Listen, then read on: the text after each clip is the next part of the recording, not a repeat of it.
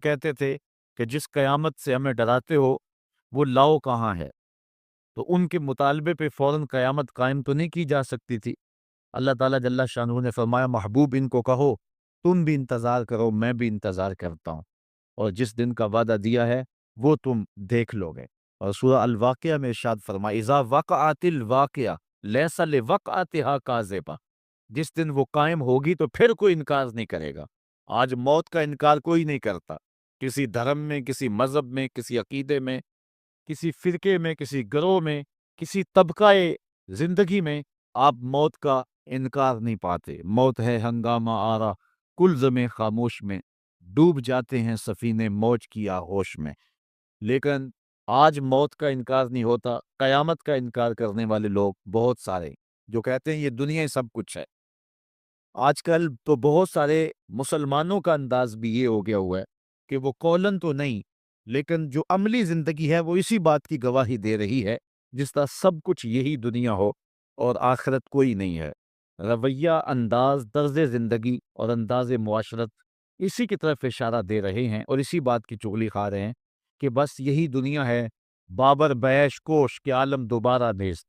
بابر نے کہا تھا کہ جو ہے وہ عیش کر لے، زندگی سے لطف اٹھا لے، دوبارہ زندگی نہیں ہے۔ اور آج یہ بات بھی کہی جاتی ہے یہ جہاں مٹھا اگلا کس نے ڈٹھا، اور یہ سارے قیامت کے انکار کی صورتیں ہیں۔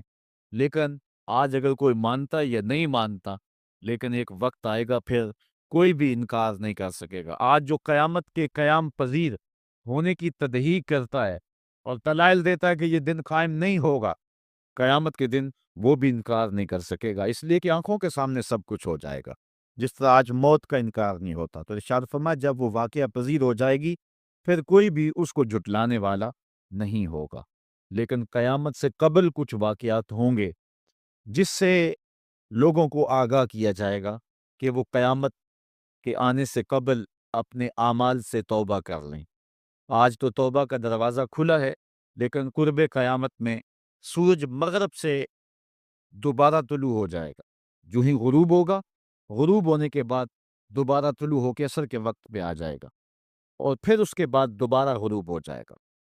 تو یہ قیامت سے 40 سال پہلے ہوگا۔ اس کے بعد توبہ کا دروازہ بند کر دیا جائے گا، اگر کوئی توبہ کرے گا بھی تو قبول نہیں ہو۔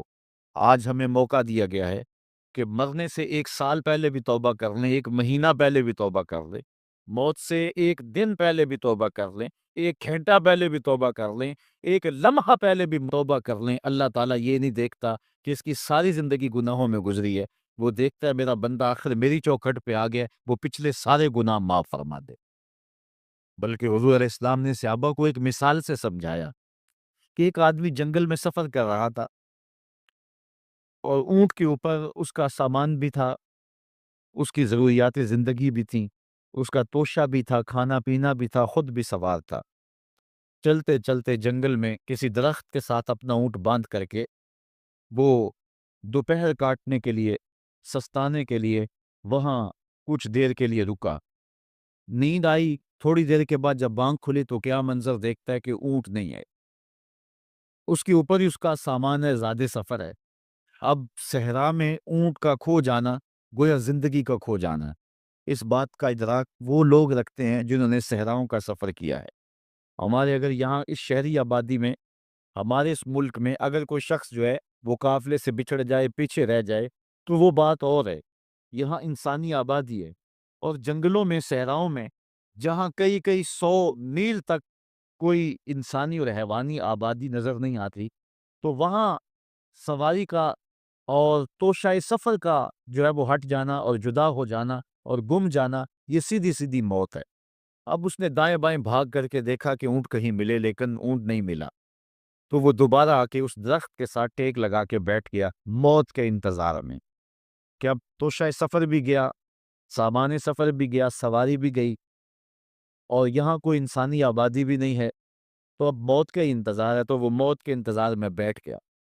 اچانک اس کو نیند آ گئی، تھوڑی دیر کے بعد آنکھ کھلی تو اس نے کیا منظر دیکھا کہ اونٹ جو ہے وہ اس کے پاس کھڑا ہوا ہے اور ماں ساز و سامان کھڑا ہوا ہے۔ تو پھر اس کو اتنی خوشی ہوئی، اونٹ کے ملا، زندگی مل گئی۔ اس نے کہا اللہم انت عبدی و انا ربک، اے اللہ تو میرا بندہ اور میں تیرا رب۔ کہنا اس نے یہ تھا، اے اللہ میں تیرا بندہ اور تو میرا رب، لیکن فرحت و مسرت سے، وفور خوشی سے اس کی زبان بل کھا گئی اور اسے خوشی میں ہوش ہی نہ رہا کہ میں کیا کہہ رہا ہوں۔ وہ کیا کسی نے کہا تھا کہ جب بھی تیری قربت کے امکان نظر آئے ہم اتنے خوش ہوئے کہ پریشان نظر آئے، یا وہ کسی نے کہا تھا کسی کے آنے سے ایسے ہوش اڑے ساکی کے، شراب سیخ پہ ڈالی اور بوتل میں کباب۔ تو کبھی ایسا بھی ہو جاتا ہے کہ انسان بفور مسرت کے اندر جو کہنا ہوتا ہے اس کے برعکس کوئی بات کہہ دیتا ہے، یہ اس کی خوشی کی انتہا کی کیفیت ہے۔ تو اس نے کہا اللہم انت عبدی وانا ربک، اے اللہ تو میرا بندہ اور جو ہے وہ میں تیرا رب۔ یہ جوش مسرت سے یہ بات اس کے منہ سے نکلی۔ حضور نے صحابہ کو فرمایا، صحابہ بتاؤ اس بندے کو کتنی کو خوشی ہوئی ہے؟ صحابہ نے عرض کی حضور بہت زیادہ خوشی ہوئی ہے۔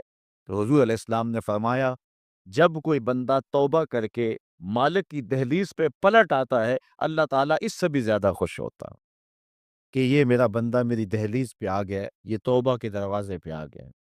تو اس لیے قیامت سے قبل توبہ کا دروازہ کھلا ہوا ہے، لیکن 40 سال قبل توبہ کا دروازہ بند ہوگا، سورج مغرب سے طلوع ہوگا۔ پھر کوئی توبہ کرنا چاہے گا بھی، بلکہ ہر کوئی توبہ کرنا چاہے گا، لیکن پھر توبہ جو ہے وہ قبول نہیں ہوگی۔ تو وہ دن انتہائی سخت دن ہے، اللہ تعالیٰ اس کی سختیوں سے ہمیں محفوظ فرمائے۔ قیامت بہرحال قائم ہوگی، اور اللہ تعالیٰ قرآن مجید میں ارشاد فرماتا ہے اذا زلزلت الارض زلزالها واخرجت الارض اثقالها وقال الانسان ما لها يومئذ تحدث اخبارها۔ جب زمین تھر تھر کانپنے لگے گی تو پھر حال یہ ہوگا کہ انسان پکار اٹھے گا کہ اس کو کیا ہو گیا، اور اس دن زمین ہر خبر بتا دے گی۔ آج زمین کے جس جس گوشے اور ٹکڑے پہ بندہ داد عیش دیتا رہا ہے، گناہ کرتا رہا ہے، دروازے بند کر کے لوگوں کی نگاہوں سے چھپتا رہا ہے، لیکن قیامت کے دن زمین سلطانی گواہ بن جائے گی اور جو کہا ہر شے سامنے آ جائے گی۔ اسی طرح جو نیکی جہاں بھی کی ہے وہ بھی قیامت کے دن سامنے آ جائے گی۔ قیامت قائم ہونے سے قبل کچھ نشانیاں ظاہر ہوں گی جو حضور علیہ السلام نے بیان فرمائی۔ قیامت کب قائم ہوگی اس کے وقت کا تعین نہیں فرمایا، بلکہ جب بھی آئے گی اچانک آئے گی، لیکن اتنا بتایا کہ دن جمعۃ المبارک کا ہوگا اور عاشورے کا دن ہوگا، 10 محرم الحرام کی تاریخ ہوگی، اور شام کے میدان میں میدان محشر لگے گا۔ اسرائیل علیہ السلام سور پھونکیں گے اور اس کی آواز سے پہلے تو خوف پیدا ہوگا، پھر خوف بڑھتا جائے گا اور آواز بھی تیز ہوتی جائے گی۔ اس کی تیزی اور ہولناکی ایسی ہوگی کہ کانوں کے پردے پھٹنے لگیں گے۔ پھر اس کے بعد جو ہے وہ ہر شے اڑنے لگے گی۔ اللہ تعالیٰ جل شانہ نے سورہ الواقعہ کے اندر پہاڑوں کی حالت کو بیان کیا ہے۔ جب سور پھونکا جائے گا، قیامت واقعہ ہوگی، تو فرمایا کہ پھر تم اس طرح ہو جاؤ گے جس طرح کے روزن سے آنے والی روشنی میں اور دھوپ میں جو باریک باریک ذرے ہوتے ہیں۔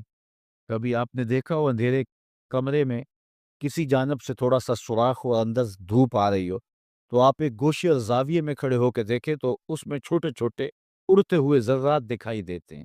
ان کو اگر آپ ہاتھ میں پکڑے مٹھی کھولے تو کچھ نہیں ہوں گے، ہوتے تو ہیں لیکن باریک اتنے ہیں کہ وہ نظر نہیں آتے، تو ان کو عربی میں ہوا کہتے ہیں۔